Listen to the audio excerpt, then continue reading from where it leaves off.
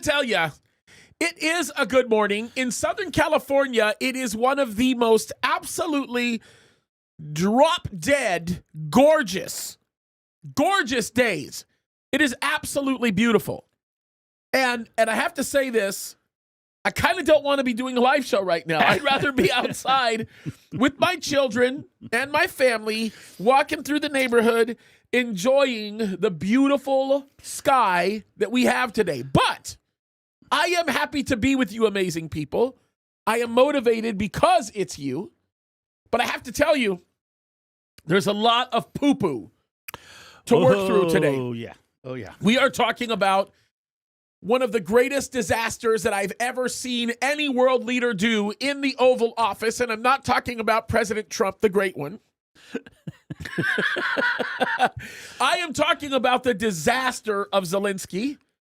I think, and we're going to talk about this, there are senators that ought to be tried for treason. We're going to talk about that. We'll talk about why they need to be tried for treason. We are not only going to talk about that, but we are going to talk about the fact that the Arab League is well on their way to making some history if things happen the way I think it's going to happen. You've got some interesting dynamics happening with Israel right now. Bibi is very much codifying what he's about to do in Gaza. Oh, very okay. interesting, the 10-day referendum that's been given. Well, Israel's boiling right now. And I'm telling you, the internal politics are boiling. The external politics are boiling. The reviews and reports of what happened on the 7th of October are coming out that's officially. crazy. Yeah. Okay, so all of that is happening right now. Well, there's this in between. Are we in stage one? Are we in stage two? Are we out of the stages of the ceasefire completely? All of that's happening in Israel as we speak. So we will talk about that. We might actually make that the beginning of what we talk about, because the Zelensky thing is going to actually have a lot to do with some of the dynamic that we're talking about in Israel. As a matter of fact, it's interesting. Europe is undoubtedly about to blow up. It is about to explode. And I think that Israel has to be bracing for impact. Because if you just put aside all the other nonsense that's been going on, all the derogatory garbage, Israel in and of itself is facing some big problems as a result of things that we're actually seeing happening in Western Europe specifically. There's some elements here that have to be looked at, especially because I'm telling you this right now, nobody is connecting the dots. Nobody is connecting the dots right now with Islam and the rise of Islam especially in Western Europe, and how that affects Israel. And it affects Israel substantially. Oh, by the way, not only Israel, it's going to affect NATO. It's going to affect all of that. Yeah. But before we do that, I'm gonna kind of. Did you see the Oscars?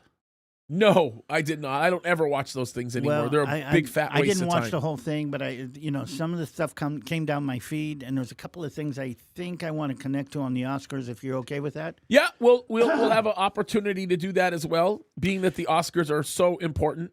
Do you want to start with that or end with that? Well, I think we should end with it if we have time. I'm being sarcastic when I said they're important. They're about as important as the poo-poo in my son's diaper. No, but here's the thing. You know that the Jews were in the Oscars again this year, but it was Jew-hating Jews who were in the Oscars. See, this is why I don't watch any of those absolute, look, these people are useful idiots.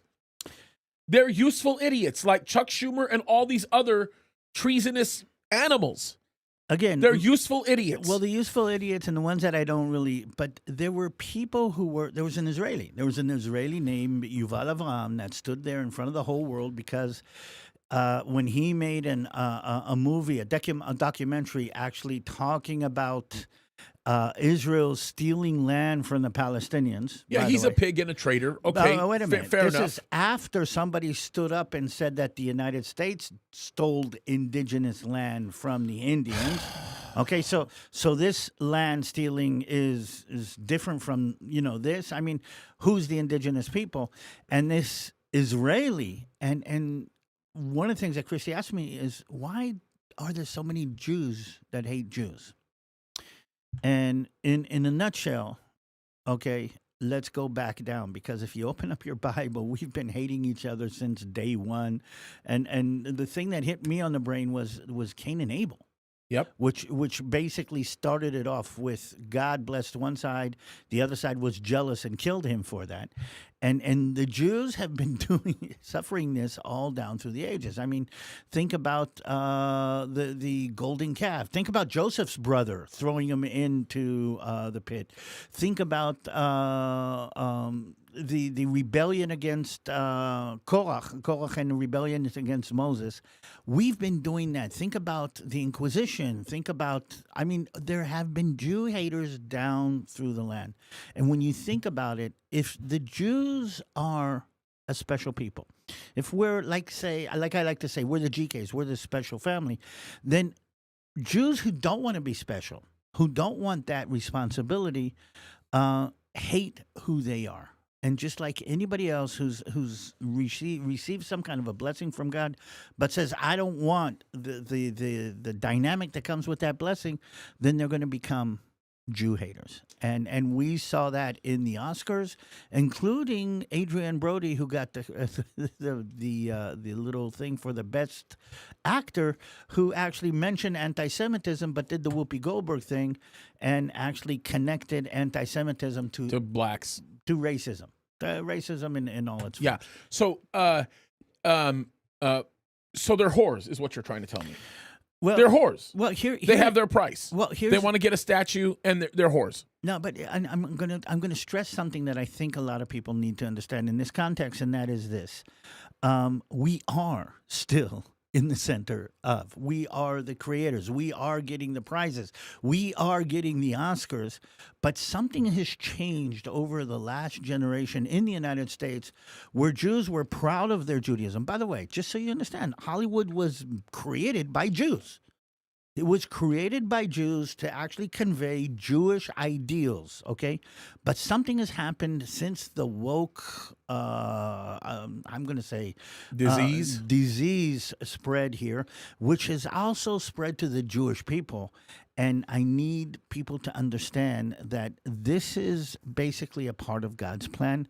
And one last thing, because I need to come out of this with a positive aspect, and that is this.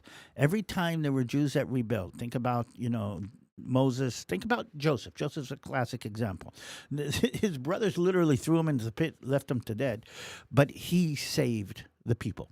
Yeah. He saved us from famine, and he opened up a whole new chapter in Jewish. So the persecution almost always ends up making us stronger and better.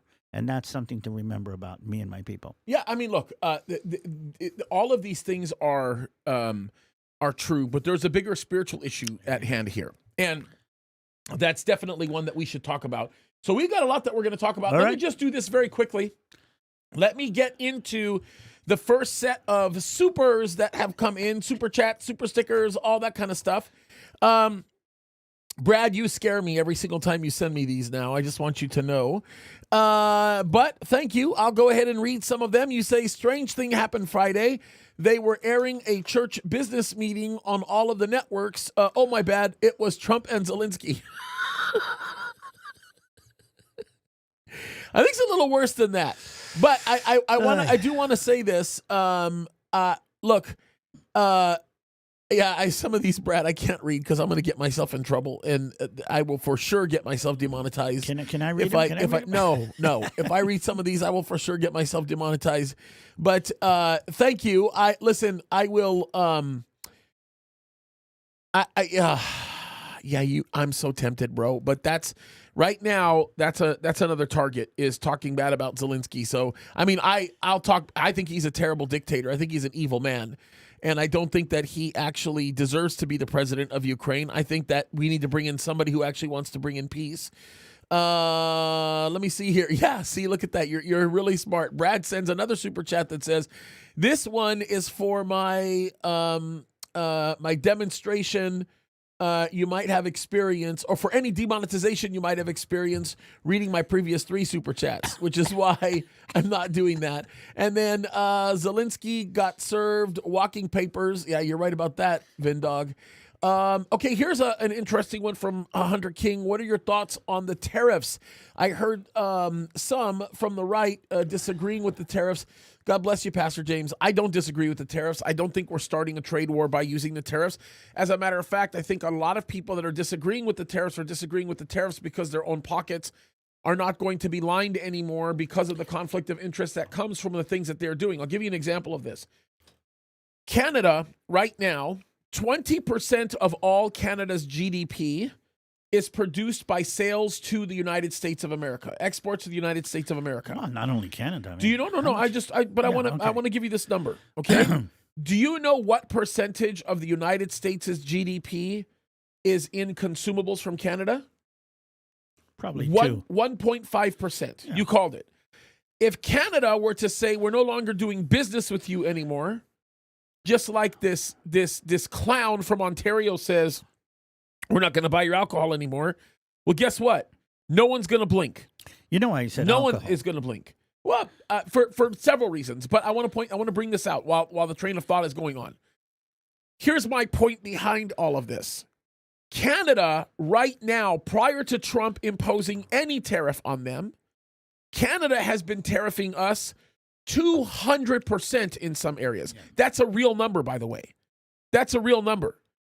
And what these clowns are not considering or even thinking of is the 25% tariff that they've been given is not what will happen when reciprocal tariffs come into play, because what's going to come in some areas is a 200% tariff.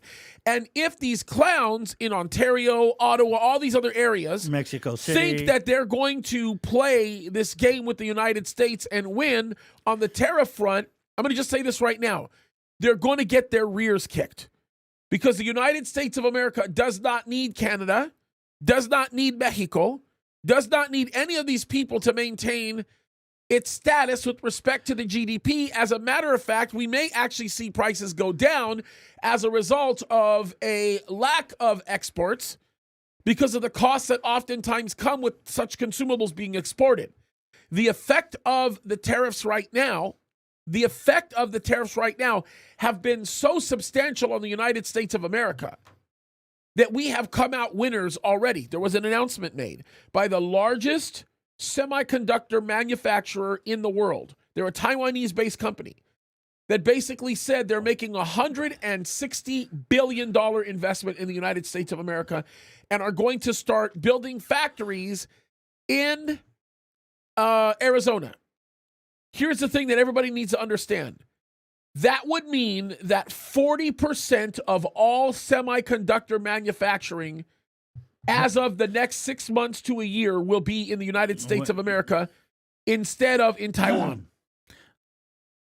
Okay, so the tariffs are great. This whole tariff war, okay? And again, I think, we have, the Balabait Meshuga in Hebrew is the way to say the landlord is crazy. Yeah. Meaning what Trump is doing, and we're seeing it in the tariffs, and we're seeing with Zelensky, and we're seeing it, by the way, with the fact that the Arab League is meeting right now, is he's going to be a bull in a china shop. Yep. And he says, okay, if you don't want the bull in the china shop, then you set up the china shop so it is to our asset and it is favorable to us. And basically, the world doesn't know how to deal with this. No, I mean, if you just look at Europe alone, what they've been doing with VATs is just absolutely crazy. Look, here's another example of the kind of common sense thing that's happening right now in Washington with President Trump. Pookie just asked this question, and it's a good question. It's rhetorical in nature, but look what he asks. James, why did it take 249 years for the U.S. to be English-speaking country? Donald Trump signed an executive order on 3/1/25. You know that's like as of 3 days ago, English became the declared legal official language of the United States of America. By the way, side note, do you know that Israel has 2 declared legal official languages? That's right. You know what the other one is? English. Nope. English and Hebrew, wasn't Nope. it? Nope. Or did they declare it Arabic as? Arabic. Okay, so this is interesting because when my first year going to Israel, which was 1994, the two widely spoken languages in Israel was Hebrew and Hebrew and English, and they had not yet declared Arabic as an official language. When did that happen? Out of I curiosity, think it goes back to the beginning. And what Israel... so under Ben Gurion, it was Under declared as an Ben-Gurion. official. I didn't know that. And it was Israel's attempt to pass or to create an environment, again, for Arabs to feel comfortable in the Jewish state. So Arabic is an official language. Any official signage, any official Yeah, we see document that, yeah. has to be in Arabic. And here is why I'm stressing this. How does that go together with apartheid? Yeah, no, it's just ridiculous. It's mean- just all the baloney lies. And then Pookie says this. He says, James, by the way, Pookie, thank you. He says, talk about Zelensky and Lindsey Graham having an affair for quite some time. Lindsey has been to Zelensky $35 million mansion 3 times. Actually, that's not true. It's 9 times, believe it or not. Really? Well, all that is over. Yeah, you're right. Look, Lindsey Graham is a has-been. Lindsey Graham is a traitor. I've always felt that way about him. I don't think that he's an honest man.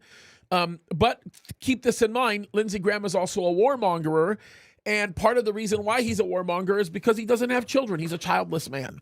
And I'm not trying to be harsh or difficult with it, but, you know, if you're a man that doesn't have children, you're not going to think about the future generations. You're only going to think about yourself. And Lindsey Graham ought to be ashamed of himself because I think Lindsey Graham is a warmongerer. He got in bed with Zelensky. Now he wants to get out of bed with Zelensky because he knows beyond any shadow of a doubt that this will be a career killer if he stands by him. Well, the first thing, it took me a while to figure out that Lindsey Graham is a male and not a female.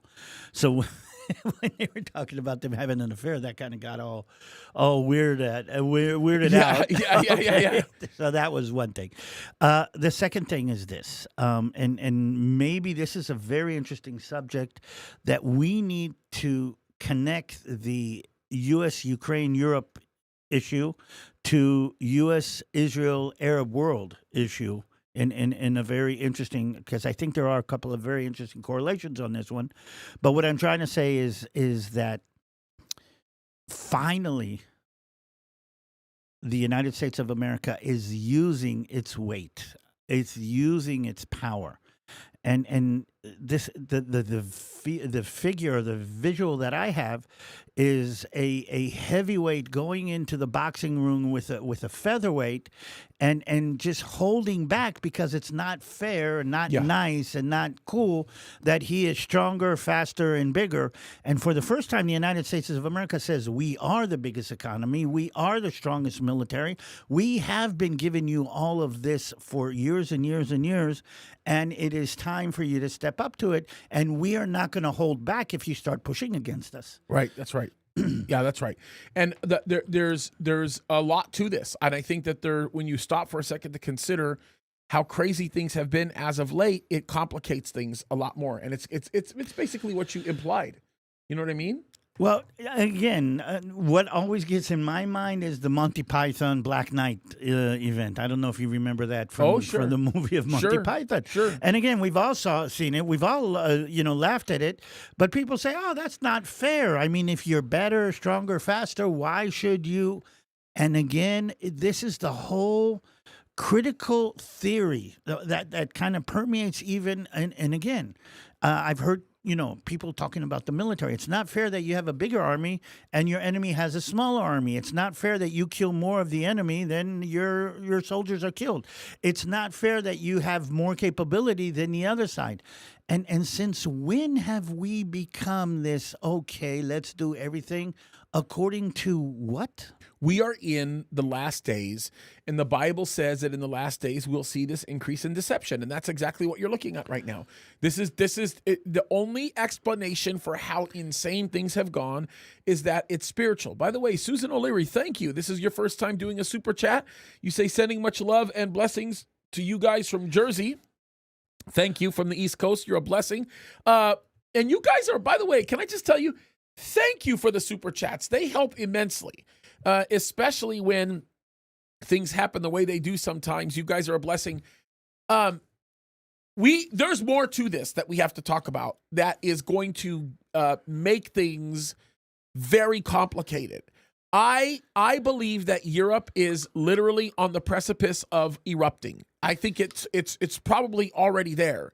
And I think that Israel is embracing, because the effect of that eruption is going to create a problem for Israel that they are going to have to navigate through. In some contexts, it's going to be a very good problem. In other contexts, it's not going to be such a good problem. Part of it is going to be in how Europe manages their energy crisis, which there will be an energy crisis, especially because of what's happening with Russia. Here's something everybody should understand as far as Russia is concerned, because let's be real for just 1 second, okay?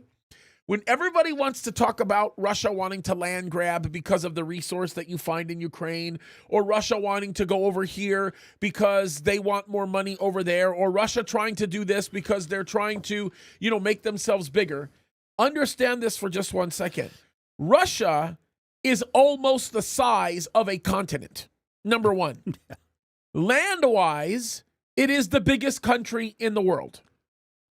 If you by far, by a long shot, it's not even a question.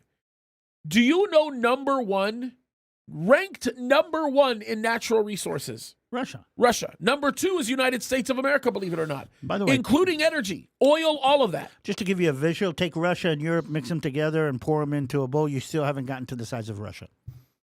Oh, that's true. That's true. So here's the issue that we have to talk about, because this is going to become a real problem. We continue to stand on the bandwagon that says Russia is simply doing this because they want to expand their horizons, when in reality what Russia is doing is desperately seeking to secure its own horizons. You say, well, wait, there's a big old land grab going on right now in Ukraine. Actually, the need to grab the land that is known as Ukraine is overwhelming Putin right now because of the expansion of NATO eastward. Okay. So there's a lot to say about this. So what is Russia pushing for? I mean, what was the whole idea of the Ukraine war? To keep Ukraine out of NATO. Yep. But if Ukraine stood up and said, we're not going to join NATO, would that have ended the war? Sorry, I had to blow my nose. Gotcha. You see me blowing my nose, bro. You should just keep talking. I know. You just put me on you just threw me under the bus. Okay. I just thought I would say that. Anyway, there's Todd. Thank you so much, bro. God bless you. You say thank you so much, James and David. I appreciate you. Well, we appreciate you too. God bless you, Todd. Okay. Let me just go back and say this for just 1 second, okay? Because this is kind of important. Wow, that's a blessing. This is kind of important, okay? Go back to your question. Ask me the same question that you just asked me, because I want people to understand where I'm going with this. Okay, what was the main reason that pulled Russia out into this war from the beginning? No. The question that you just asked me, because that's that. We talked about that. If Zelensky or if Ukraine had stood up and said, "Okay, we're not going to join NATO," would that have stopped the war? Yes. 1,000%. Okay, and why didn't Europe stand behind Ukraine and said, "Okay, tell the Russians you're not going to join NATO, and we will back you up"? Because it would be a contradiction in terms. Well, basically, that's what they're doing now. No, but what they're basically saying is, we are going to not push the word NATO or even talk about NATO because you're not a good fit for NATO, based on the corruption mechanisms that we see already moving in your country. However, we do want to give you some of the comforts of Article 5. So what I see happening right now is that Europe is scrambling to get behind Zelensky ever since America said, "You're not on my team." Yeah, well, they're stupid. Because what they don't realize is by doing that, they're actually going to further alienate the condition that they've already alienated. Okay, so here's a big question. Isn't that, or might not that have been what Trump was trying to do. Maybe the problem is they're going. Look, these leaders are too dumb to see ahead of what's actually going on. Okay, they're too ignorant to understand or recognize how far ahead Trump is of the whole game. But the one thing that I should point out, like right now and immediately, is that if Europe chooses to do what I think they're trying to do, they are definitely going to erupt. Because what they're trying to do is they're trying to stand unified in saying, United States of America, we don't necessarily need you for any of the things that we're doing right now, but what they're not considering is the effect of what that would actually mean if the United States of America basically said, okay, shove off. Do you know the term realpolitik? Sure. Okay, I mean, I think it was Machiavelli who put it together or somebody like that. But basically what Trump is doing is saying, okay, it's not an emotional issue. It's not a moral issue even. It is a realpolitik. It is a political issue. And you might be right. You might be justified. But you're coming here and you're doing 1, 2, 3, not recognizing, not appreciating, and not thanking the United States. Then you have I'm going to say a realpolitik problem. Yeah. By the way, did you watch the face of the Ukrainian ambassador to the United States who was sitting in the room? She was crying. she was crying while it was going on because she knew it was going on. And by the way, let me respond to something in the chat. Pamela Zwirink. I'm going to disagree with you on one level, but I understand what you're saying because you're right on another. You say they're not dumb, they are greedy. You're a zillion % right on that statement, like zillion %. But I have to qualify your statement when you make that statement. Okay, this is like really important for me to qualify it. The fact that they have become greedy, and the fact that they've allowed their wicked desires for more to come into play has caused them to become so blind that they've become stupid, and so. Their greed or their actions fueled by greed has allowed them to be given to the understanding that sin makes you stupid. And that's the category that they're in right now. They're so blinded by their foolishness that they have actually become stupid people. I think there's another word that I would mix into what I'm seeing in Europe today, and it's connected to other things, and that is entitlement. Right.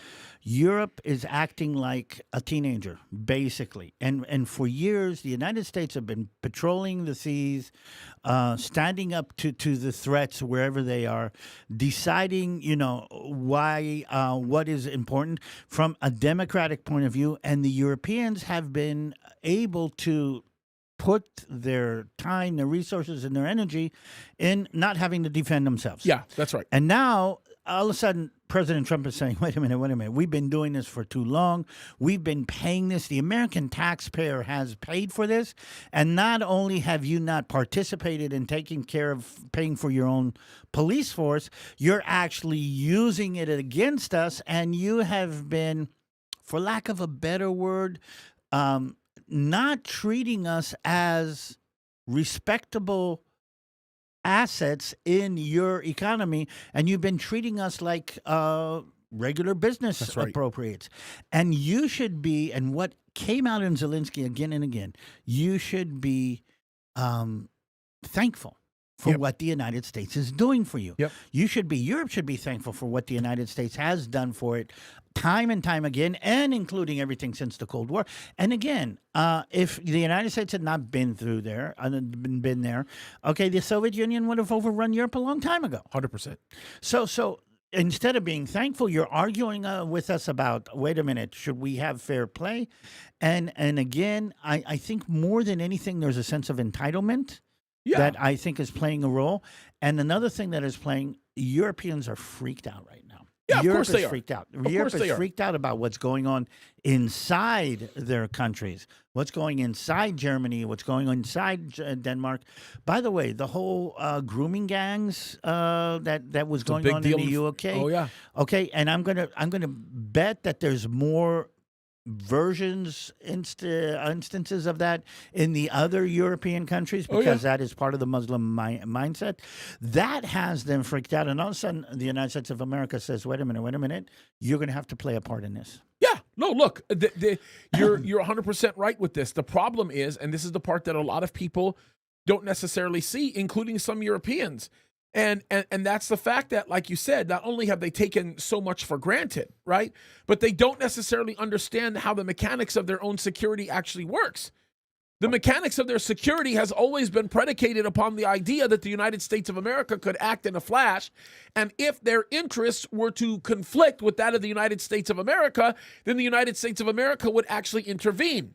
And so the confidence that they have from the imminent intervention of the United States of America has been the fueling source for them becoming arrogant in how they make assertions with their neighbors. So you think about it like this. If I am alone and I'm in the midst of a group of people that I know have nefarious intent towards me, they want to harm me, I am going to walk humbly in how I represent myself around that group of people.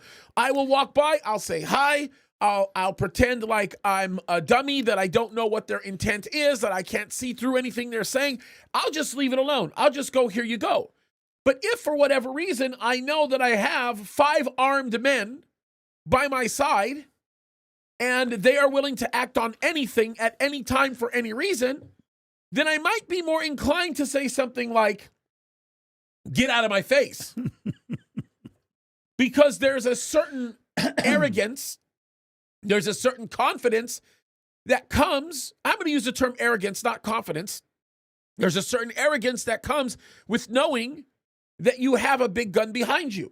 Now, the wise person, the one that has immense wisdom, the one that understands what it's like to be able to make a gain and that gain have an everlasting effect, will be the one that has 30 guns behind him in the midst of 5 people, and will go to those 5 people and say, I want to live with you. I want to work with you.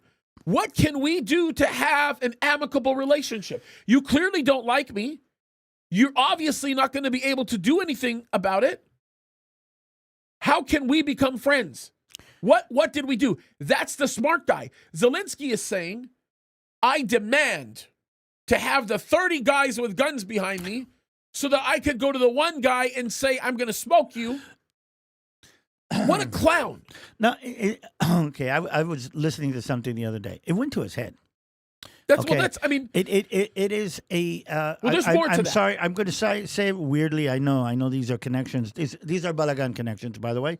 It's a Taylor Swift mentality.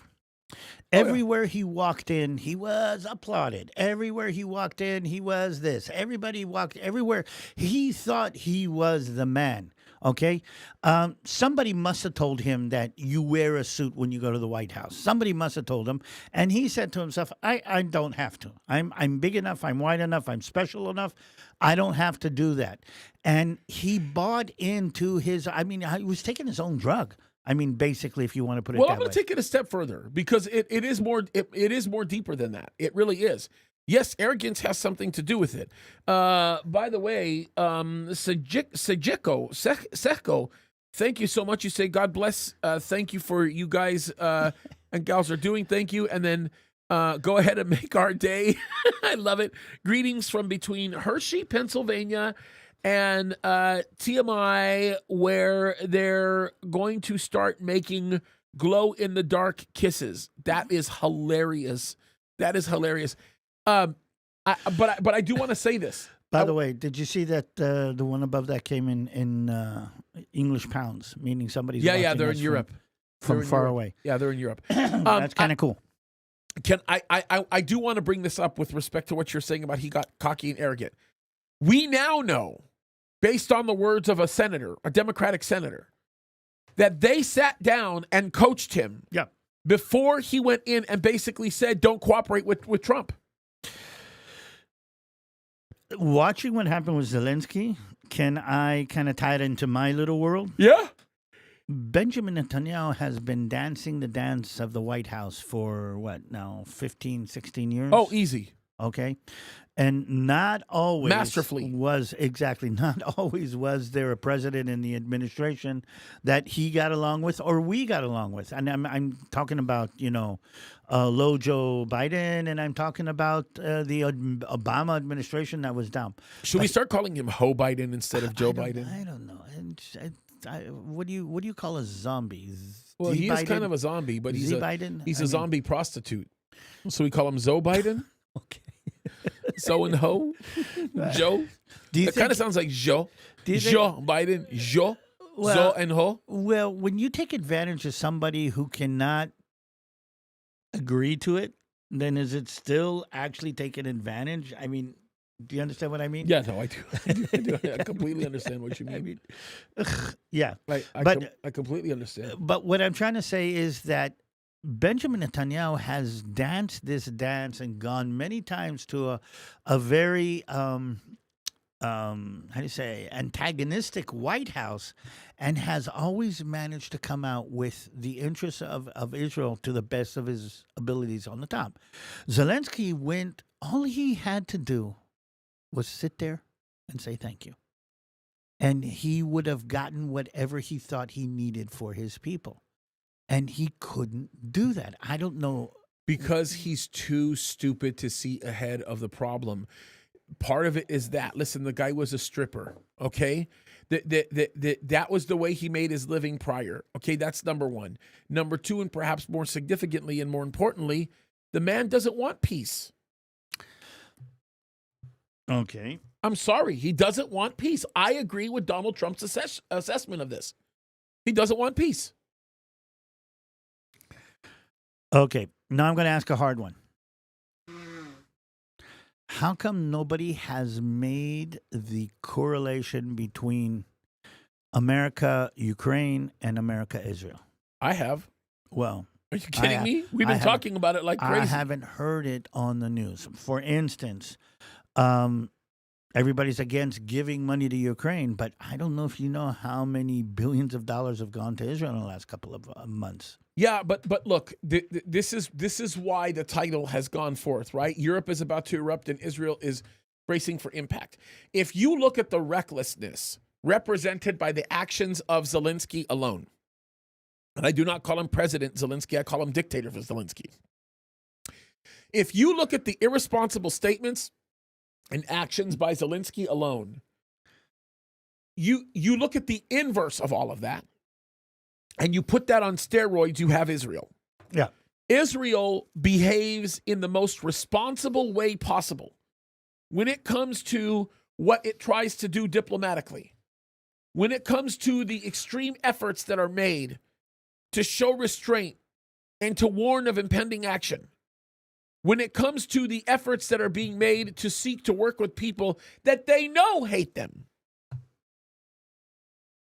There's not even a comparison. There's literally no comparison. You can't compare it. Okay, so to tie the Ukraine issue together, what would be a positive outcome from the Trump administration point of view to the Ukraine-Russia event? Say that one more time. What would be a positive outcome from Trump's point of view to the Ukraine issue, to the Ukraine-Russia issue, to whatever's going on there? I'm not sure I completely understand the framing of your question. Okay, what does Trump want to happen right now in Ukraine specifically? in Ukraine? He wants the war to end quickly. Yeah, that's what he wants. He knows that there's no way that this war ends. Number one, if Putin has to save or cannot save face. Number one. Number two, he knows the war cannot end if Putin is not able to keep some of the land that he's taken, because he needs that land to create security guarantees from the expansion of NATO. He also has to figure out some kind of context in which Putin will accept the terms of any type of ceasefire, permanent ceasefire created by the onset of some kind of peace agreement. He has to be able to get Putin to understand that the validity of that agreement will stick and it will hold. But the problem is he can't get that to happen unless he dismantles Article 5. or he can't get that to happen unless he actually takes the teeth out of NATO. It's going to be virtually impossible. So the only way that it works is that the United States of America has to permanently disable NATO so that the next time NATO chooses to act in a violent way, militaristically speaking, in a non-American way, they'll think of the count. Can I give you an example of this? Well, remind me before I forget that I did figure out the main difference between how Trump is relating to the Israel issue and how Trump is relating to the Ukraine. Yeah. But I'll hold up in the air until this is going to speak to this. Okay. What you're thinking about is going to speak to this. When I first started flying radio-controlled helicopters years and years and years and years ago, one of the wonders of doing that was to observe some of these kids who were like literally, 15 years old that had the skill set as a pilot that was beyond most of our people's mind. Like they would blow our minds with their skill set, with their capacity. But we learned something that we were able to connect that we did not connect before. You see, when we, as older people, fly radio-controlled helicopters, there are multiple things that we think about when we're flying. Mm-hmm. We think about safety. It has to be one of the most important things you think about, because if you don't think about that, people die. Mm-hmm. Okay? But perhaps one of the other motivating variables is the time it takes to build these things and the energy that it takes to do all the programming and all that stuff. And then the other variable that we oftentimes think about is the money that's involved in replacing parts if there's a crash. For me, I'm not so concerned about the money as much as I am about the time, because it's something that I have very little of. If I were to have to repair a helicopter today, that would take me months. 5 years ago, 10 years ago, before I was married, I could get that done in an afternoon. Yeah, gotcha. It's not a big deal. So what's happening with Europe is the same thing.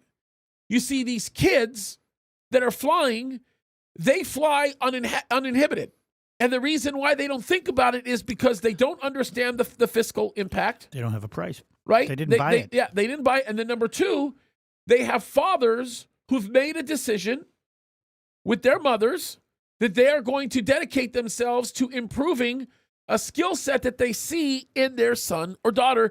So they are willing to oftentimes give up of their time to rebuild. So when a kid crashes, he gets another helicopter a few minutes later while dad goes and takes it and builds it over the next week. So, which, by the way, just so that you know, there's a pretty amazing kid who flies in Israel, who's probably one of the best pilots in the world, who flies in Israel. He's an amazing pilot. Helicopters or drones? Helicopters. Well, have drones not pushed out the helicopter thing? Oh, no. Helicopters are it's just a whole different skill set. They're two completely different disciplines. Okay. Drone pilots are also pretty amazing, and it's a completely different skill set. But let me just say this. That's what's going on right now. That's what's going on right now with NATO. NATO has no problem saying, let's engage in an expensive, outrageous moniker. Let's I don't know what you want to call it. Let's take a permanent stand of threatening aggression, because the majority of the cost that's overtaken in this is going to be not on us. We are the ones that stand to lose the most out of this, yet the United States of America is going to be paying the most in it all. Yeah. And that's the idea. Okay, I'm going to pose this as a question. Tell me what you think, and let's see if I can frame this. Yeah, and then when you ask the question, can I just answer John Bring's pain question? By the way, thank you so much, bro. You are a blessing. You say this. You say, would Trump be slightly in the wrong for demanding money in return for helping Ukraine? If he really wants peace, should he help anyway? The answer to that question is Trump would be immoral, and Trump would actually be evil if he demanded to give money to Ukraine without requiring a price. Here's the reason why what he's doing is so moral and so correct and so right.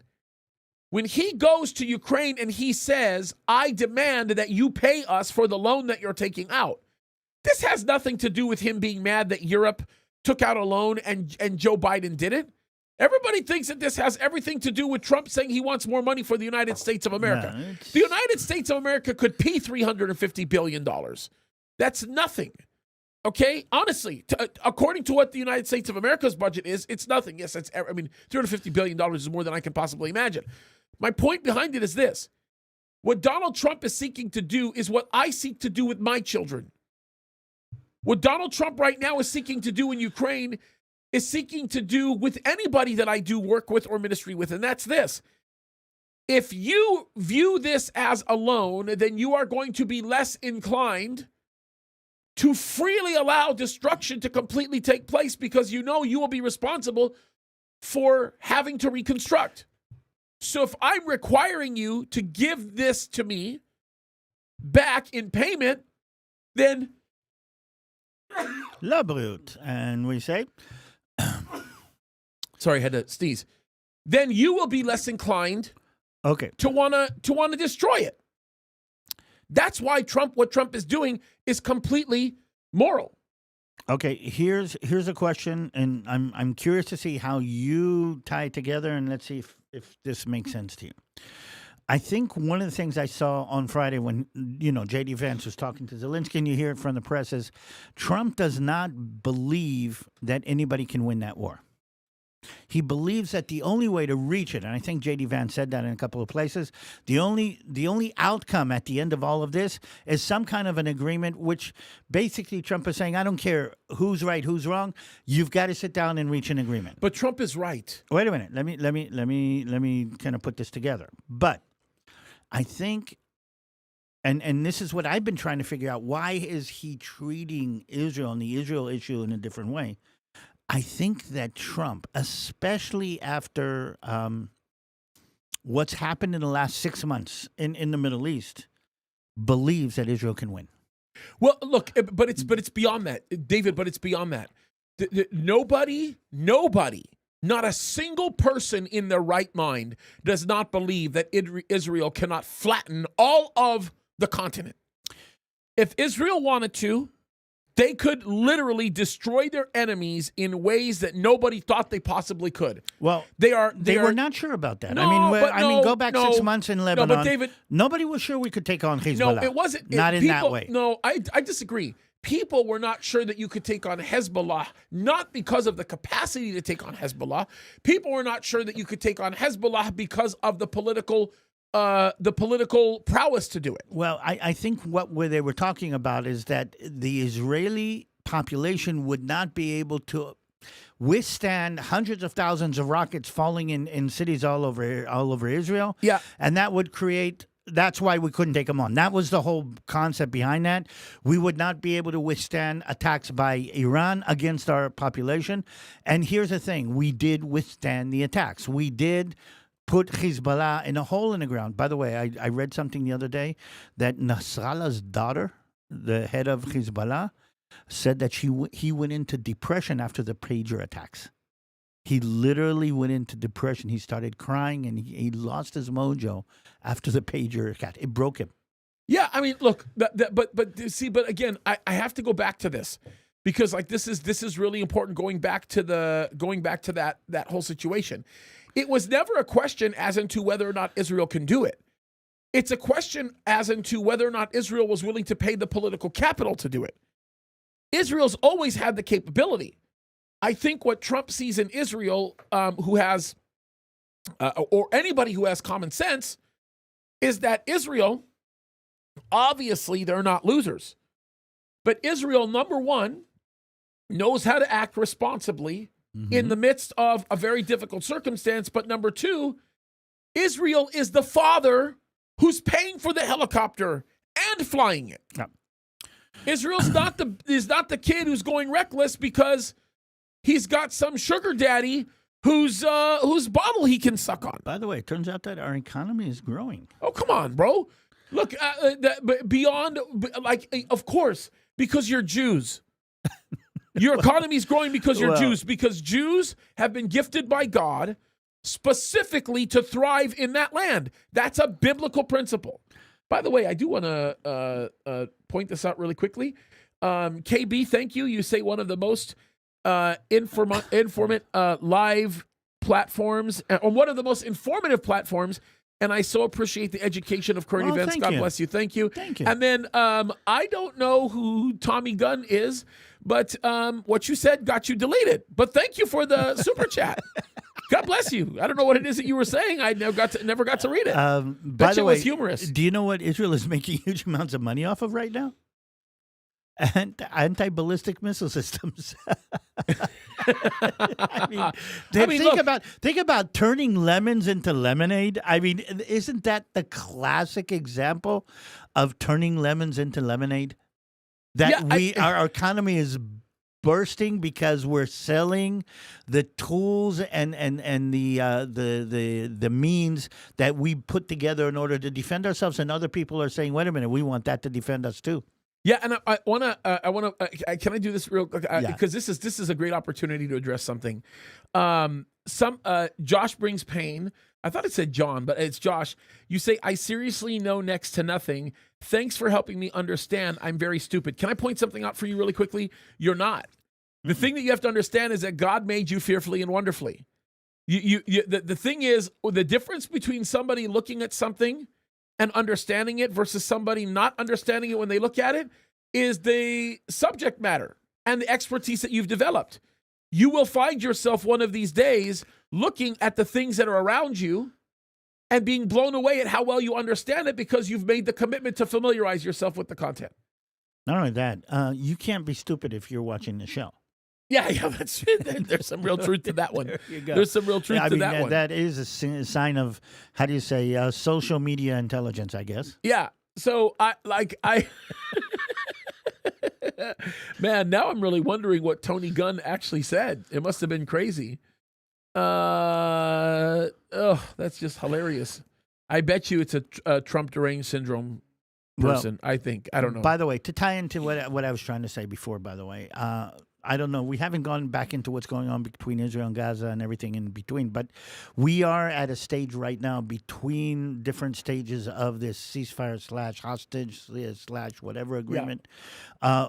The first stage is ended, and there's now negotiation going on for the second stage. But what I'm trying to say is this.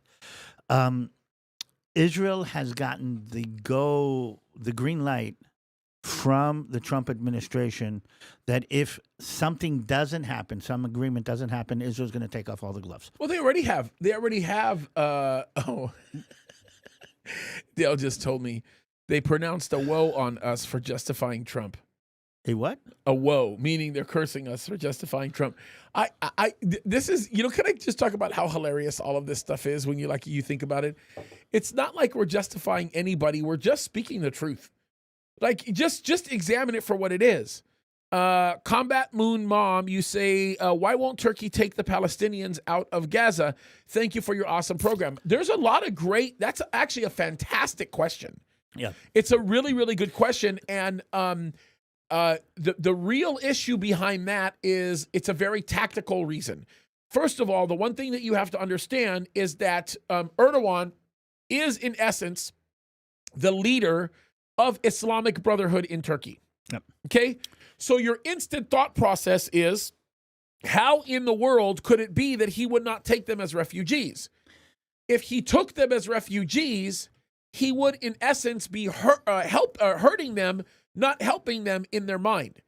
By him not allowing that to happen, he is prolonging their existence in Gaza with the hope and understanding that somehow and in some way, those that are there will be able to retaliate against Israel and declare what I would call to be a victory. The other issue is, even if he was okay with it and there were no political or religious ramifications behind him taking the Palestinians into Turkey, and there was no concern that you might have the same type of thing that happened in the Hashemite kingdom of Jordan, and I say Hashemite for a very specific reason, okay, because of what happened with the Hashemites in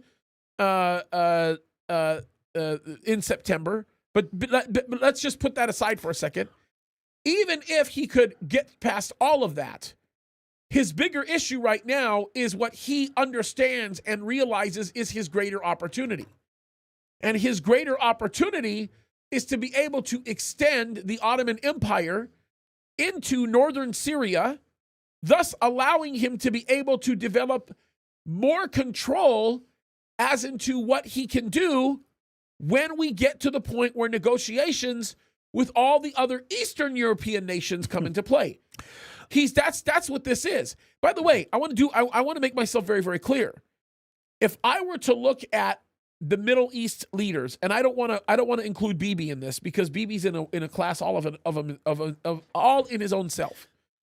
If I were to look at all the Middle East leaders and say who are the smartest ones in the Middle East, I would venture to say that MBS, undoubtedly one of the smartest Arab leaders in the country or in the world, has to be. He has to be. There's intelligence about him that's remarkable. No, he's made a couple of mistakes. But he's made mistakes. But that his intelligence is pretty remarkable. In bags coming out in pieces. Oh well, we understand that. But by far, one of the smartest leaders in the Middle East has to be Erdogan. Yep. He is no idiot. But he scares me with how smart he is. I want to tie two things together because I think in order for you to understand, for our watchers and listeners to understand, you have to understand part of the Arab mindset. And part of the Arab mindset is Arabs believe that they should be ruling the world. Yeah, but they undoubtedly believe that they have the best religion out of the three monotheistic religions. I mean, just like there's, Windows 95 and Windows 2016. I mean, they are the best religion. They have the best prophet. They should be running the world. And they remember their golden age where Islam kind of spread out of the Middle East and conquered great parts of Europe on one side and great parts of Africa on the other side and Asia on that side. They remember that in a fond way, but they are not at the forefront of the world. So one of the things that has happened is this return to fundamentalist Islam. They asked themselves, why aren't we ruling the world? And some of them said we didn't have enough power, and then they put dictators, but that didn't allow them. The Arab Spring was an attempt maybe to go into democracy. That didn't work. But the Muslim Brotherhood basically is saying, you are not achieving your greatness because you are not being connected to Allah enough. And Erdogan is part of that. He is saying we need to return to our Muslim core values. And as a result of that, Allah will give us the power because Islam believes it's all about power. Yeah, I look, I'm with you. I'm absolutely with you. So here's the thing. He is now leading a movement that says return to fundamentalist Islam. That's what the Muslim Brotherhood is. And that is what Hamas is, by the way. That's why the Hamas doesn't understand the PA. Okay, that's what Al-Qaeda is to a certain extent. Yep. Let's return to our Muslim fundamental values. And he's seeing that as a wave that he can ride in order to create the greatness of the Ottoman Empire. By the way, a new border is being actually drawn more or less in Syria on the line of Damascus. We need to go into that and talk about what's going on the Syrian side of the Golan Heights. Yeah, no. So Mount Hermon specifically is a major issue to have a discussion concerning. Well, even more, I think. On the Syrian side, obviously. It's a big deal, David. And there was actually something I never even got to talk to you about offline that I actually had a question for you on that maybe we can even talk about publicly. I don't know. It may involve some stuff that you might not want to talk about publicly. But there is a question that's brought on, especially by one of the recent. Well, I should probably talk to you about it offline. Now I'm worried. Yeah, but just to go back to illustrate the mindset of the typical Arab right now, the Arabs don't even regard Palestinians as Arabs. No. They don't even view them as Arabs. They are not liked. Okay? Let me show you one of the most popular bloggers in Saudi Arabia. I've showed this video before. I think we've seen it before. Yeah, we have. But so many of you have not seen this video. And I want to show this to you because he speaks clearly about the view of the average Saudi. This guy is he's very heavily followed in Saudi Arabia. Look what he says. And what he says is heavy. And by the way, the translation from Arabic to English is flawless. Okay. It's actually very good. I will tell you, some of his language is extremely strong. but it's not strong if you don't speak the language. You wouldn't understand it. Okay, but look at this. This is heavy. Listen to what he says here. It's pretty powerful. You'll have to read what he says, but here we go. ما السعودية ما بقى شيء ما أعطتكم إياه حتى There's دولة أسست لكم دولة الملك فهد يوم ريغان يطلب منه تمويل زوار الكونترا قال له وحدة بوحدة أبي دولة لفلسطين قال له أبشر ووقع الخطاب دولة لفلسطين وعلم الملك فهد عرفات إنه حصلنا دولة فلسطينية هرب عرفات ما شافوه إلا بعد 10 سنين من هالكلام هذا هرب ما يبي دولة فلسطينية كلكم ما تبون دولة. Let's do this because some of you, I think, were talking about the fact that you can't read this. So let me just do it this way. Let me go to a fuller screen so that you could look at it like this, and then we'll be in the top or the bottom right-hand corner so that you can see what he's saying. And then what I can do is I can restart it. He's basically making the argument. He's restarting this. Hold on one second. Let me refresh this. Hold on a second. Let me just do this really quickly. I'm going to get this off here for a second, and I'm going to refresh this so that we can start it all over again, because this is going to be useful for you guys to watch in its entirety. And it is, and by the way, it is important. Okay, I want you to see what he says. Okay, here we go. Let's see here.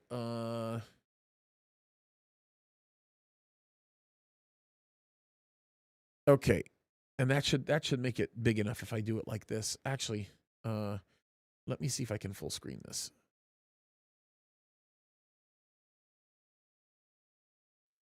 Okay.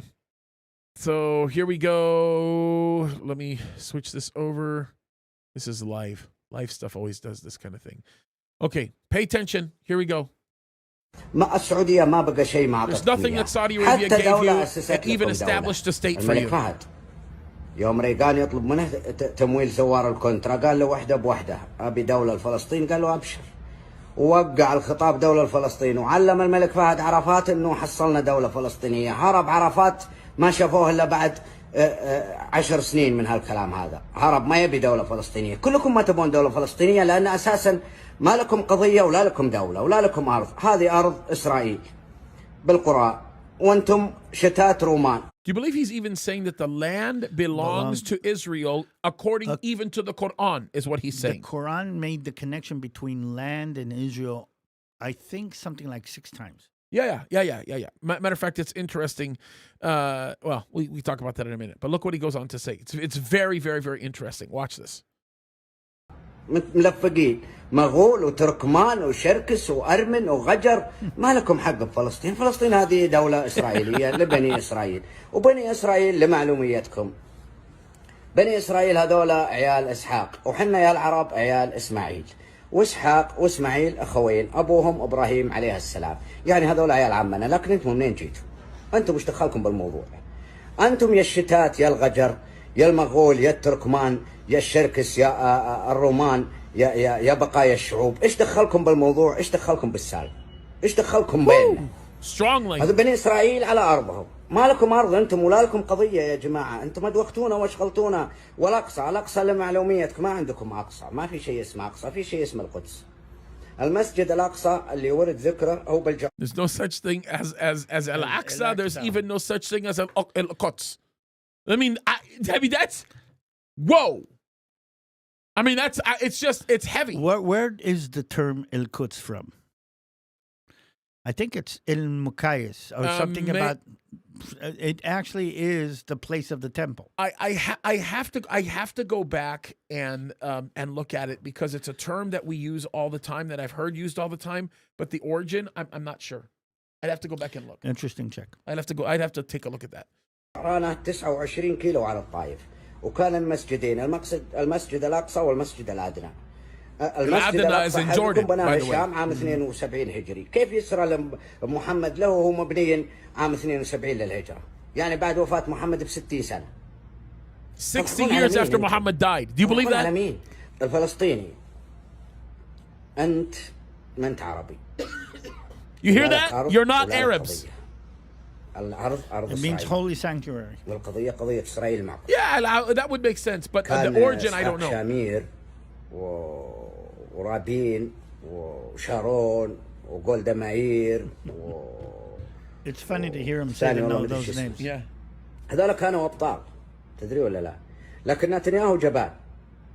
لا نتنياهو ما حرككم، ما ادري وش يبي بالأسلحة مكدسها. By the way, the word that he uses for coward is a very, very harsh word. It's a very harsh word. He does not think well of Netanyahu, not because Netanyahu is a Jew. He doesn't think well of Netanyahu because he thought Netanyahu should have burned them.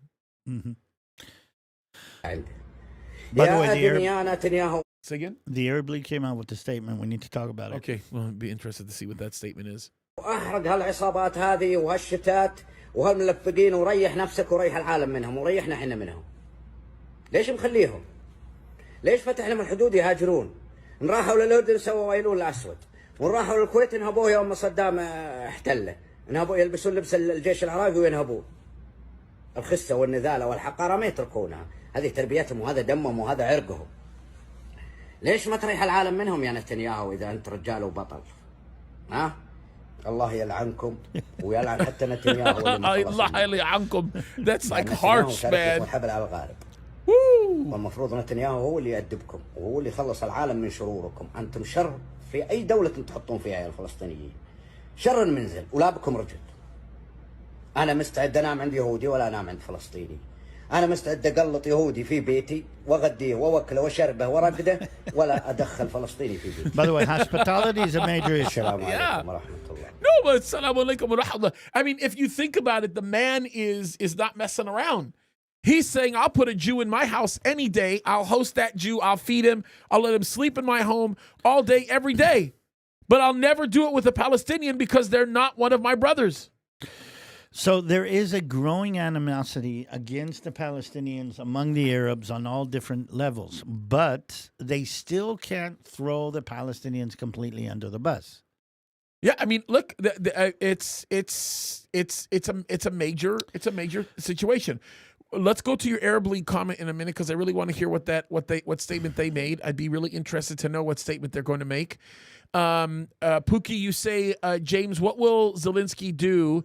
Give Trump minerals in the middle of a war and or surrender Kyiv to Putin? 1/3 of Ukraine, including Putin Catholic Church? I don't know. The thing is this, is that he has to stop. He has to put a stop to all of this by at least entering into a deal that's reasonable. Yep. That's the way you start it. Then he gives Trump the leverage to be able to go back to Putin and say, look, these are my operations. We're not doing this to each other. If you want this piece of land, look, you lost a lot of troops over it. Fine, you won fair and square. Here you go. But I gotta have Kyiv. Yeah. I gotta have a capital. You can't do that. This is gonna be part of the deal that you don't like. I think that's where he's actually going with it, Pookie. That's where I think. And then Shiloh Scott, you say, James, do you credence the report that Zelensky, via his legislators, has already signed away mineral rights to the EU on 1/17? It said he was. Oh, no kidding. It says that. Well, it may be that he was coached. It's a misspell, but he said he was coached to trap Donald J. Trump and make Trump admin look like a circus of clowns. If that was the case, then he's dumber than I thought. No. And that's very difficult to think that would. And maybe Trump thinks that maybe that's where the World War III. Well, and it could be. Look, it could be the fact that Trump wanted this mineral deal to actually show everybody what had already happened. I mean, who knows? All of this is a very, very difficult. It's a very, very difficult thing. Okay, you said the Arab League just came out with a statement. This is very interesting. I want to hear that. Well, the Arab League has come out with a plan, and before I go into the how do you say, the details of the Arab League plan, it's mostly an Egyptian led plan. Abdel Okay, Fattah al-Sisi is the the one Hamas doing has it. already said okay. And when the Hamas says okay to something, I'm already worried about it. Well, And- then clearly, then that means that That means- El-Sisi wants Hamas to have some involvement still. Well, what they are saying is no. They're saying that there will be a technocratic government led by different Arab factions and maybe or European elements that will do the day-to-day running Which is, I think, what Trump of wanted. Gaza. Okay. Okay, but they're not willing to accept any removal of anybody from Gaza. and they are thinking about the rebuilding of Gaza. But the whole main factor here is that they're saying, one, nobody needs to be removed, and two, the administration will be an agreed upon administration that doesn't have, and here's I think the punchline in this, doesn't have the Palestinian Authority.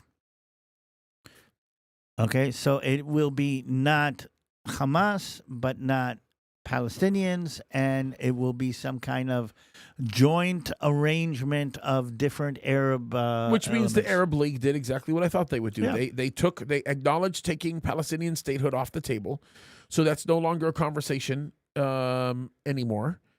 And now what that means is we may end up seeing exactly what Trump planned. Well, Because if the Arab League is saying that that's their plan, that's their starting point. There's going to be a negotiation there. Yeah, but again, they're not saying remove anybody. Of And course, they're that's not the going to main say it. difference. They'll eventually settle on that. Some That's way the they question. have to. They have to. That's the question. None of them, including Saudi Arabia, are going to want to rebuild if they can't get them relocated. They have to be able to clear everything out, and they have to have safe construction. They have to have a safe construction environment. And by the way, MBS is thinking about this because Nahum ends in that part of the world. So he has to be able to get that going correctly. So if they receive the approval of the Arab League, and according to what just came about my feed, they've received the okay from Hamas, MBS can put himself behind this. Oh yeah. I'm telling you, this is going in the direction that President Trump had planned from the beginning. Okay. This is already the statement that I'm hearing that you're saying that they're making is already proof that what I've been predicting over the last few days is true. Okay. And here's the thing. I believe he's doing something similar in Ukraine. Basically, he's saying, I'm going to put out something so problematic for you that if you want to 100%. change it, let's get your skin in the game, get your whatever off the table, and start doing something. And again, for the first time, we find Europe sitting down and saying, wait a minute, we need to do something about this. And David, think about this. A lot of people will look at what Trump did in the Oval Office and what JD did in the Oval Office, and they'll say that it was petty. And the reason why they'll say it was petty, because they'll say, well, is he a grown man or not? Why is he putting war at risk over somebody showing respect or not showing respect? Showing gratitude or not showing gratitude? Actually, he's doing the perfect thing. Because a man that is willing to aptly demonstrate his humility through walking in gratitude over the assistance of what is the greatest economy and greatest military in the world is also a man who will be prone to wanting to posture himself in a way that is humble to achieve the best result for his country. This has absolutely everything to do with what he's negotiating. If he can sit down and he can say, hey, my old buddy Vladimir, Mr. Putin, look at the humility that you are watching coming out of Zelensky right now. He's not been humble in the past. But look at the humility that he showed in the White House. Look at what's going on. Mm-hmm. We can sit at the table. We can have a conversation. But Zelensky is adding fuel to Putin's fire. Unless they throw Zelensky under the bus. Well, And that's what's going to happen. There is talk about a new regime. But by the way, a couple of words just so people understand. When I say the Arab League, Yeah. I am talking about a confederation of Arab nations that has no real, authority or no real political. I mean, it's just like, okay, we're getting together to agree on something. And the Arab League has never been able to enforce anything that it agreed on. I think it was Gamal Abdel Nasser, before the 1967 war, who thought he could bring the Arab League. He created the idea, bring the Arab League together, never really enforced something. And here's the main thing. The Arab League didn't say anything for the last year and a half. Ever since October 7th, nothing. They never got together. They can't really agree to anything. And part of what I'm hearing them saying, okay, and like we do before, it's also what they didn't say, all right? They didn't say Palestinian Authority. and we found out that the Arabs are not willing. The Arab countries, Qatar and Saudi Arabia, were not willing to fund anything that has the Palestinian Authority in it. Well, because they're the same. In essence, they are the same as Hamas. They have the same stated intentions and goals. I'm releasing a video on Friday where I'm going to translate the newest speech by Mahmoud Abbas, where Mahmoud Abbas is saying not one little cent am I going to hold back from the martyrs. Yeah. So again, here's the thing. The Arabs don't trust the Palestinian Authority to run anything. They don't trust putting their money behind anything that the Palestinian Authority is going to be a part of. They don't trust it. I mean, why should we trust the Palestinian Authority? Yeah. No, listen, I'm with you on this. And look, I'm telling you, they're going to go more and more against the narrative of the Palestinians.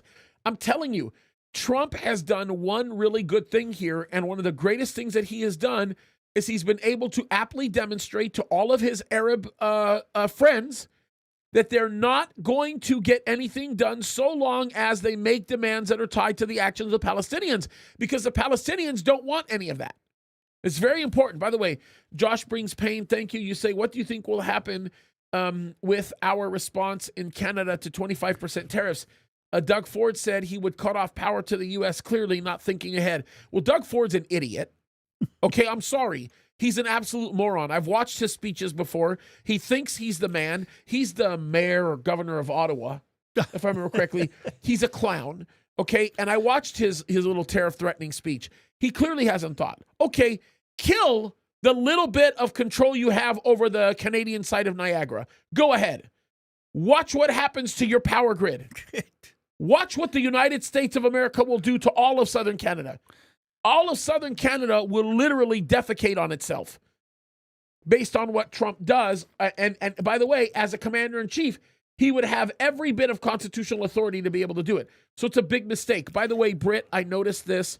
I do want to stop to talk about this. Britt says, which, by the way, if you don't know who Britt Gillette is, he is an amazing guy, super brilliant, does a lot of good commentary. He's got a great YouTube page, by the way. Good following, by the way. He says, prayer request, I lost my job, and after much prayer, we have decided to step out in faith and pursue online ministry full-time. Please pray that God will use us to reach the lost for Christ. Father, in the name of Jesus, we pray that you would bless Britt in every single way. Bless him spiritually, emotionally, especially financially. We pray, God, that his online ministry would grow so substantially that he will be able to meet the needs of his family, his children. Lord, we just pray that you would watch over him, Lord, empower him, Lord, to do the work that you've called him to do. We thank you so much for Britt. We thank you for his awesome voice. We thank you, Lord, for what he means to the body of Christ and the brain you've given him, the insight you've given him, Lord. Just bless him. Continue to use him in a great way. Have your hand upon him, Lord. And we just love you and thank you so much for him. And we just ask these things now in Jesus' name we pray. Amen. Okay, one other thing here, and that is Chase, Britt, we're praying for you, bro. At some point we'll have to talk. Some people are saying we'll hit the tech singularity this year or next. If that's the case, could we see Israel use AGI/ASI in Operation Grim Reaper 2.0, creating grounds for Ezekiel 38 peace? That's a very good question. AGI. Very smart question. What is ACI and AGI? So basically, AGI is the measuring tool. I'm not going to call it measuring tool, but AGI basically refers to the ability for artificial intelligence to achieve the human level of thinking. What we would call awareness, the Turing test? Yes, in essence. Past the Turing test? Yes, in essence, basically. Okay. And these are the very oversimplified conversations. ASI surpasses that. It speaks of a specific type of intelligence that we don't see being manifested in human beings. When people use the term the singularity, it's oftentimes what people understand as the combination of both of those in a way that makes the superhuman, the super AI. By the way, I'm oversimplifying the description here. I'm Okay, oversimplifying. so these are the usual science fiction. When does a computer become? No. These are not science Wait a fiction, minute. bro. When, science, no. wait a minute, let me say this. Yeah. Science fiction has been dealing with this for years. Yeah. With at what point does it become self-aware, self-able, self-capable, right. and able to control and run its own deeds? Yeah. And again, I'm watching Halo on the Cortana. If you want to do that, I got you. Yeah. Okay, so we've been talking about it. Orson Scott Wells, by the way, had a very interesting book. I don't know if you know, he wrote the book about Ender's Game, Oh yeah. and he went deep into that. Is there? I mean, one of the questions I always ask myself: can there be self-awareness without a spiritual element? No. And I will be very, very specific on my view on that. There cannot be, which is actually what makes this tool a little scarier, because what this would mean is when we achieve what everybody deceptively would call the singularity, okay, what in essence is you're seeing a very, very powerful mirror reflecting the contents of the very soul of the person who made it. You're not looking at an actual soul that's driving this level. You're actually looking at something that's supposed to substitute it. It is, in my definition, what may be the purest the purest form of Antichrist that we've seen to date. Oh, Because what it is this. It means, see, Antichrist means instead of Christ. It's a replacement of who Christ is.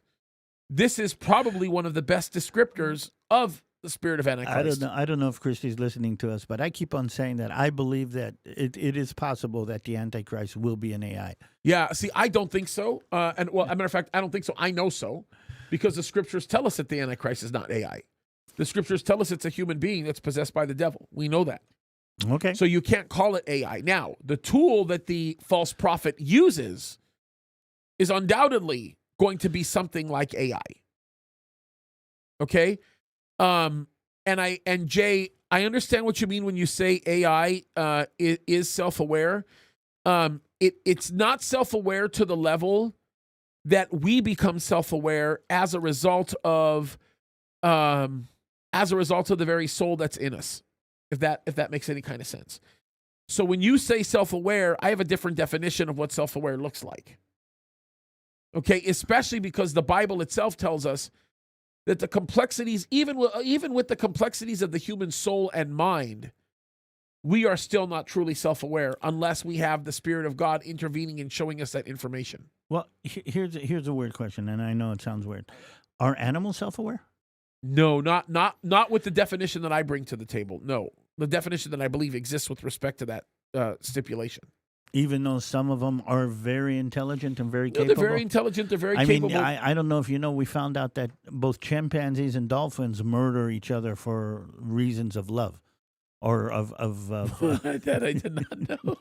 we had a very famous instance in the dolphin. Yeah, you're right, reef Jay. By the way, Jay, you're right about that. And in the dolphin reef in Eilat, where one dolphin killed another because his mate had gone off with the other one. Was the dolphin Palestinian? I don't know. I mean, what is a Palestinian dolphin? You can't put a kafia on a dolphin.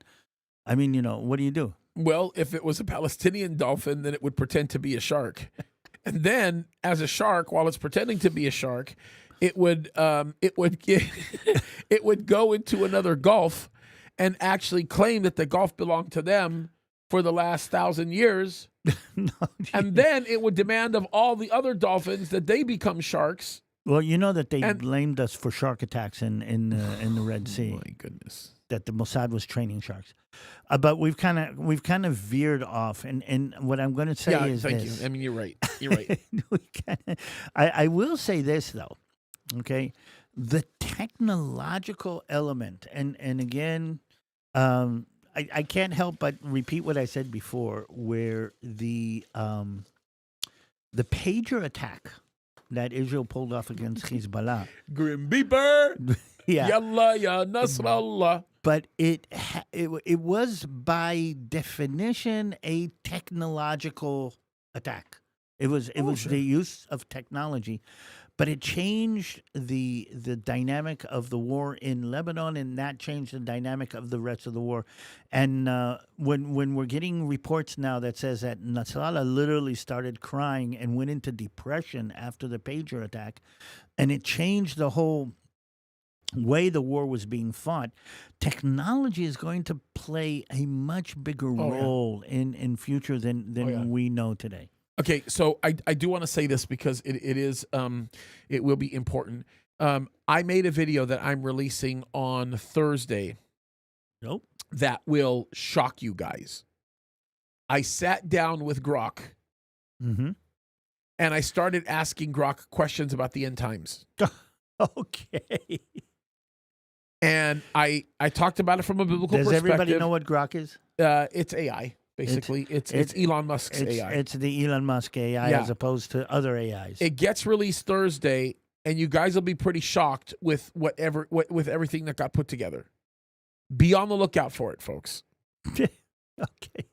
When it comes Thursday, it's going to be shocking. Cool. I'll Very watch it. disturbing, by the way. I'll watch that. Very disturbing. What Grok Christy says. will eat it back. Christy will eat it up. What Grok says about AI. All right. About the end of the world, about deception, about how the Antichrist will actually do things concerning the mark of the beast. Oh, cool. All of that. Okay.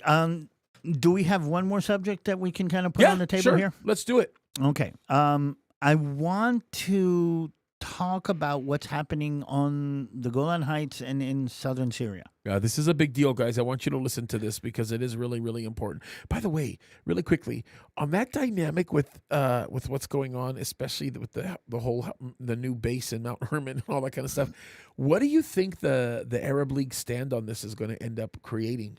Well, they have a serious problem with that. I mean, Yeah, but did you notice how they've gone eerily silent totally since silent. Gaza? Totally silent. And It's again, it's very interesting to me. by the way, before we leave the Arab League, the Arab League proposal, actually run by Egypt, has been accepted by the Egyptian proposal has been accepted by the Arab League, and it looks like the Hamas has accepted that proposal With no conditions, by the way, I because haven't I would heard- think that Saudi Arabia would create some conditions. I haven't heard, and here's the thing: they I'll didn't read up mention- on it, guys, and make some videos on it. we need, but they didn't mention the 7th of October. They didn't mention the attacks on Israel. They didn't mention terror. All they did is, Doesn't surprise me. I'm not surprised, but they're giving Hamas the ladder to kind of get off the table. So just keep in touch. But I want to go up to the north, and I want to kind of stress a couple of things. As we know, Syria has disintegrated, and we have a new Syrian government. It is totally fragmented, but It's not really a government. well, he's trying to get it together right now. But It's high. It's high tahrir. It's high tahrir al-Sham. It's a terrorist organization. it is fundamentalist. But HTS. he is trying to take off his uniform and put on a suit. Good and, luck. and trim his beard.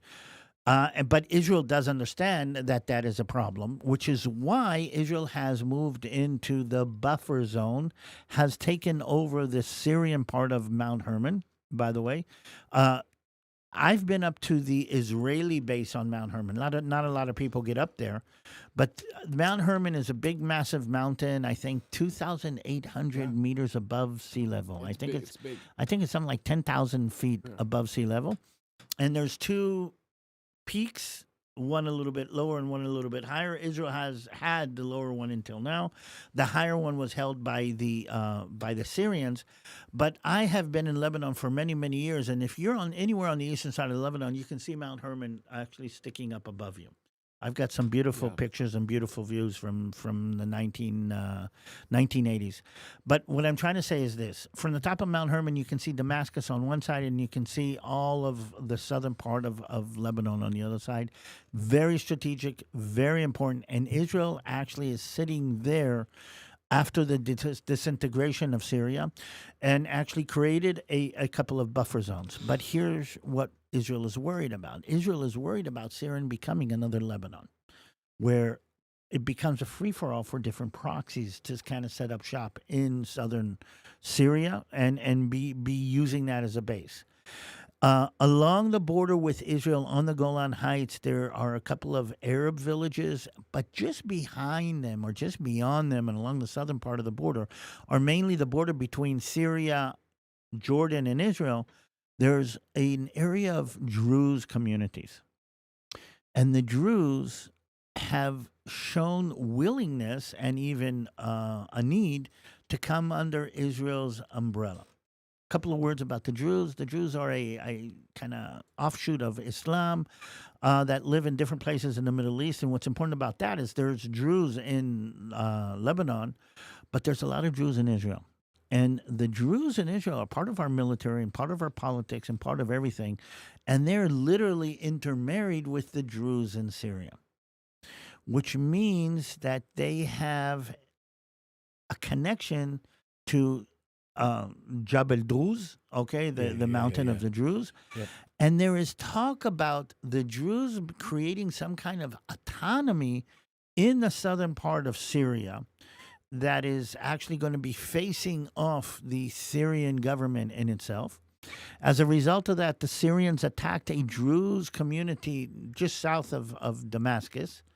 And Israel Katz, the defense minister, and Benjamin Netanyahu literally threatened them that if they touch the Druze, they will have to deal with Israel. Well, they kind of have to do that.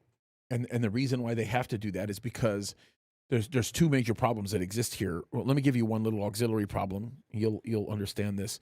There's a massive conflation between the Druze that are in that area versus the Druze that are further north and further west, which are the ones that, in essence, are creating some of the problems for the Turks. There is a difference there. The other thing that you have to look at, and this is perhaps maybe the bigger problem, the Kurds. The Kurds, I understood, have stood down. Yeah, well, they have, but there's a reason why that's happening. The reason why that's happening is because of the Israeli presence that's right there. The issue here is if the Kurds begin to act up, then what you may do is you may force action on the part of Syria, especially on when we're talking about not Syria, on the part of Turkey, on the what I would call the northeast corner of Turkey's border. Mm-hmm. They're already pretty aggressive there. There is a DMZ, don't get me wrong, but Turkey's very active in this area, and they're very concerned. And obviously, we're going to have to, one of these days, have to have a conversation about the PKK and the Obama administration and what happened there and HTS and what all that means, Al-Qaeda in Syria. There's a big conversation there. And by the way, Al-Assad, his administration or his regime had a lot to do with why this dynamic exists. So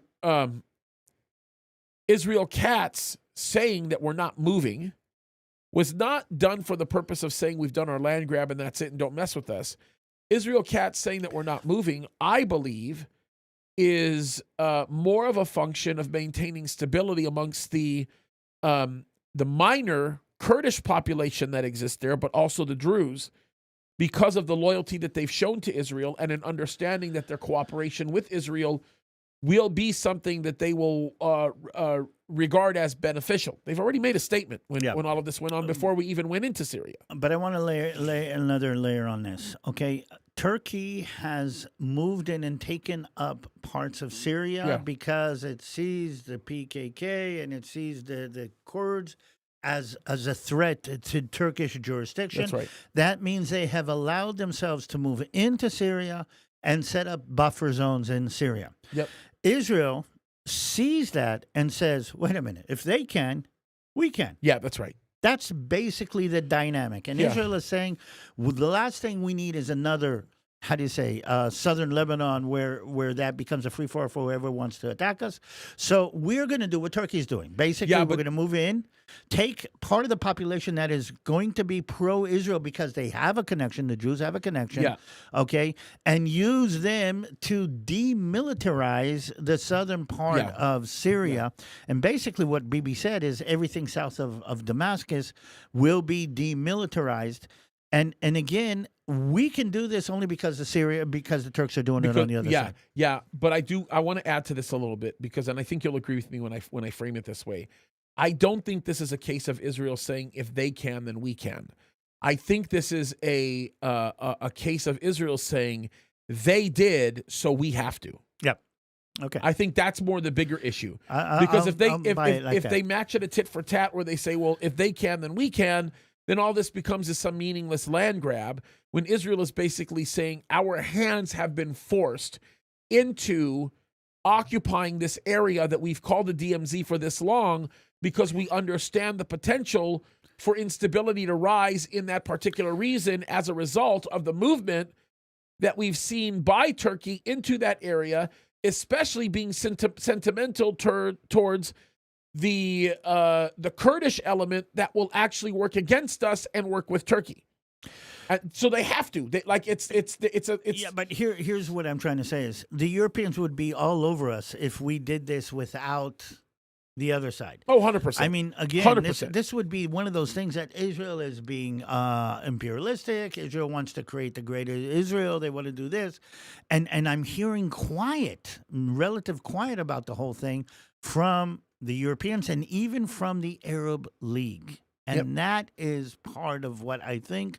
And that's how Benjamin Netanyahu and Israel is kind of playing the whole Middle East issue. The question is what's going to happen in Syria right now. And that is critical for everything that's going to connect to us. No, I would agree.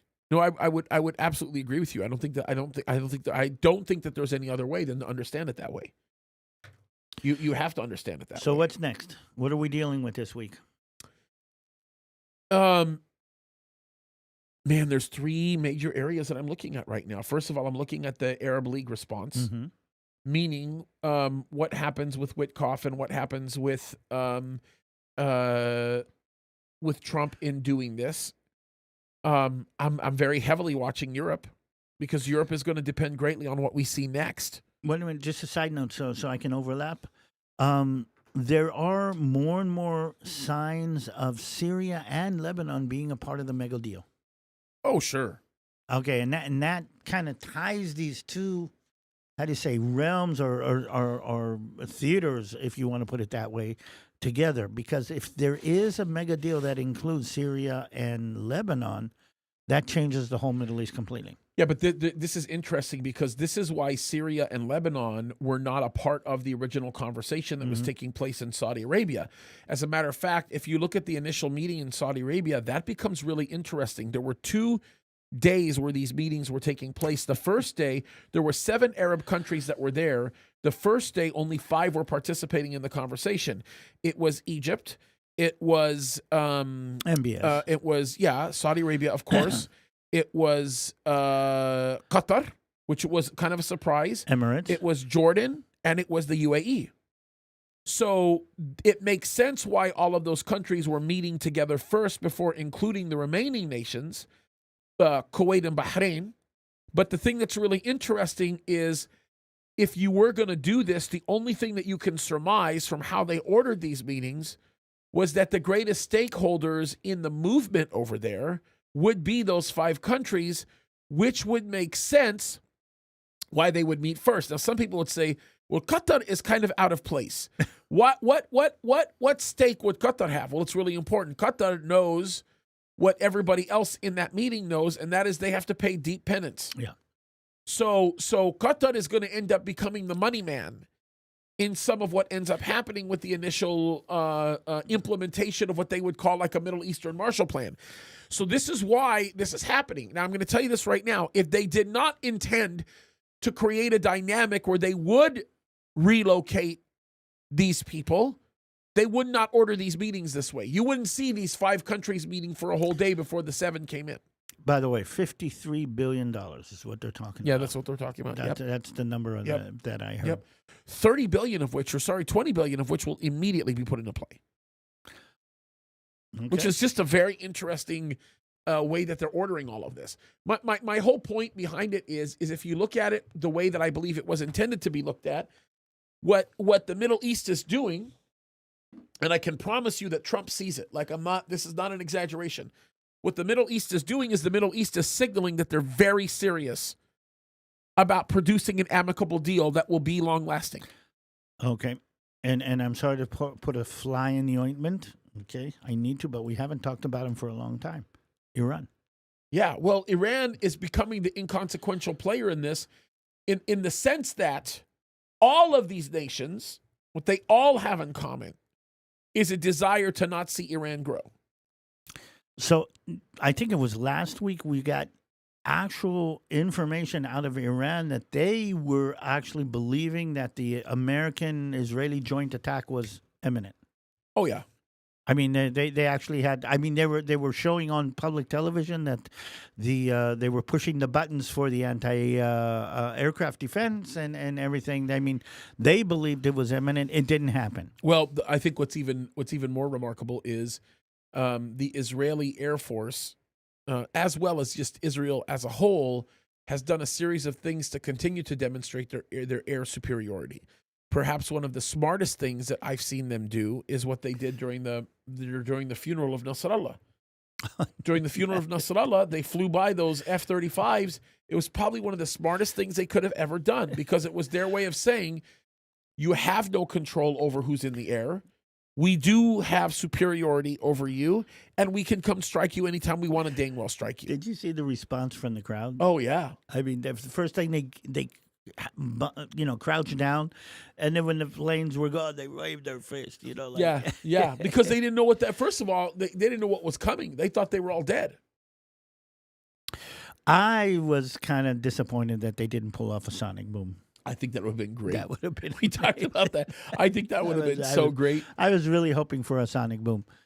So, but Israel's too disciplined. Well, here's the thing: the attack, the joint attack, America and Israel on the Iranian nuclear facilities. Every day that goes by, again, brings us, and again, we've been talking about this for a year and a half now. Oh, yeah. Every day that goes by, gives me more and more of a feeling that it is not going to happen. I think Trump is going to try to pull off a deal. If he does, I think the only reason why he's going to try to do that is only to demonstrate that one isn't able to be had. Just like he did with the Palestinian Authority. That's going to be interesting. Hey, here's East Jerusalem if you'll work with us. No, we don't want it. So he's going to pull off a deal that the Iranians are going to balk at, and they're going to say, okay, if you don't want, you reach a deal with me, and you think that's what he's going to pull off? Yes. Okay. I think he's going to create the you have no excuse scenario. Bye-bye, boom. At least for the nuclear facilities. So what are we looking at this week? So I'm looking for the Arab League. Okay. I want to see more of what happens. Really, I'm more looking at the response of the president to the Arab League. I'm going to be paying attention to Europe, specifically what Western Europe is doing with what's happening with the Russian Federation. And here's something that we don't really talk about much. I'm watching Libya again. Because Libya is going to have a profound effect on what happens in the southern portion of the Mediterranean. Well, Libya, that's becoming more of a hotspot. Libya is the common denominator between Russia and Turkey. Yeah. And that's part of that. Yep. Maybe if we blow up the Persian Gulf, then like Pookie says, we'll call it the Gulf of America. Kaboom. Oh, I love it. I love it. David, what are you looking at? What are your thoughts? What are your concerns? Well, before I go personal on this, yes, this is, I think, the critical point where the decision is going to be made what's going to happen in Gaza at the end of this. I think Hamas has decided that they're done. They realize that they can't get out of that. They're trying to keep on. But do you honestly think that they view themselves as being done, bro? Oh, They're no. fundamentalists. Wait a minute. These are the people who strap on suicide bombs. Yeah, that's what I'm saying. I mean, I don't know where you find confidence in thinking that they view themselves as done. They're not even close. Well, the fact that they're willing to accept the Egyptian plan that actually doesn't say specifically that they stay in power at the end of this. Okay, fair enough. Believe that they're in a situation that they're going to have. But to, do they really expect that, bro? Are they really accepting it, or are they just? that'd be it. But again, they until now they would have made that public knowledge. They are not making it public knowledge. No, you're right. And the fact that they're accepting that, and again, this is what came across my phone a couple of minutes ago. It's a good point. The fact that they're not saying we will be here is means that something has changed in that. But let's go personal because I'm not going to be here next week. Yeah. And the reason I'm not going to be here next week is because I'm going to Israel. Me and Christy are going back to Israel. Together with Justin, my son-in-law, this time. It's going to be kind of cool. Yep. And we're going to be in Israel for 2 months. So if you are listening to this, please pray for us. Yeah, and we will be live. You will be live with me in Israel, not next week, but in the following weeks. In the following weeks, yes. Yeah. We'll try to do this live from Israel. I will be filming from Israel, so connect to the Balagan Connection. We're going to try to kind of put as much content that is connected to this out there. And we are going to be doing a lot of work for Gihon Springs. Yeah. And one of the main things... Remind me to tell you about a Gihon Springs issue that came up. Uh-oh. No, it's actually very good. But just Balagan. remind me to talk to you about it. Okay. Not Balagan. By the way, when James goes, remind me to talk. Yeah, I get worried. But No, okay. but this is actually this is kind of a big deal. I But just forgot to tell you. For those of you who don't know, Gihon Springs is a ministry that was created by Jeff and Karen Johnson for support in Israel. And one of the things that me and Chrissy are going to be doing while we're there is looking for different places that have needs that we can be support. Gihon Springs has been pretty blessed, and we're going to be looking for different ministries or different needs. Christy's all excited about an organization that, trains service dogs for soldiers who came out of the war. I mean, things like that. We're going to be supporting widows. So we're going to be out there looking for ministries and needs that we as Gihon Springs, we as Christians here can support in Israel. So if you are interested in something like that, if you are interested in that, check out Gihon Springs, follow us there. Me and Christy will be kind of televising or kind of pushing out whatever content we can from there. Yeah. And that's part of what I'm going to be doing for the next 2 months. By the way, pray for me. I've got 2 tours, and I'm a slower and older than I was in the past. And the last tour that I was, I don't know if do you remember Herodian? Have you ever been on sure. a Herodian? Oh yeah. So I literally Bro, had to, I don't know how you're going to do that. Oh well, I'm not sure I'm going to do it, but just walking up Herodian, and by the time I got up to Herod's tomb on in the middle of Herodian, I thought me and him were going to lay in the same spot. Such a physical. It is. So pray for me and pray for this, but I'm looking forward immensely for some. You should take some good downtime. pictures for me of that. I will. That'll be great. Okay. All right, so a lot is going on. You're going to hear from us here soon. So next week, I'm doing the live show myself.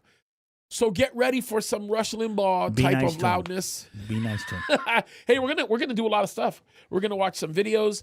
We're gonna dig into the Zelensky thing. We're gonna talk about Europe. We're gonna get this. It's gonna be a fun. It's gonna be a fun By the way, broadcast. the world is changing. Do you guys get the same feeling that we get, that everything's kind of every week we sit here and everything's zoomed out? Oh sure. It's crazy. Oh sure, and it's getting crazier. All right, David, you want to pray for us, brother? Lord. All right, let's do it. Avinu Shebashamayim, please remember your people, remember us, and help us to understand what you're bidding, what you're calling, and what your direction is for each and every one of us. I want to thank you for this platform. I want to thank you for the fact that we have this ability to share what we understand with so many people. And I want to say thank you that there's so many people on the other side of this conversation who love you, respect you, and more than anything, love, respect, and support your people. I just want to say thank you for that. Be with us on this following week. Be with our leaders. Give our leaders, including our president and vice president here and our prime minister and other peoples there, give them the wisdom and the ability to enact your plan according to what you want to be done. Bless your people. Hold them up. Remember your people. They are your name. They are the people who carry God's promise through the world, and just hold them up. Sometimes it's hard, as you know, to be in this, and forgive them their hard-heartedness. Forgive us all, but forgive my people for their hard-heartedness and not seeing, realizing, and lining up. And I just want to say thank you for everything that we've been experiencing here, and bless us, take care of us, take care of me and Christy in Israel. It's going to be very, very interesting. And thank you for all of this. And thank you for Pastor James. It's been really, really cool. And all of this actually lines up to the name of your son, Jesus. Amen. Amen. We love you guys. Keep fighting the good fight. Pray for David on his upcoming trip. Yep. God bless you guys. See you next week. It's going to be fun. Bye. I'm going to come back much fatter.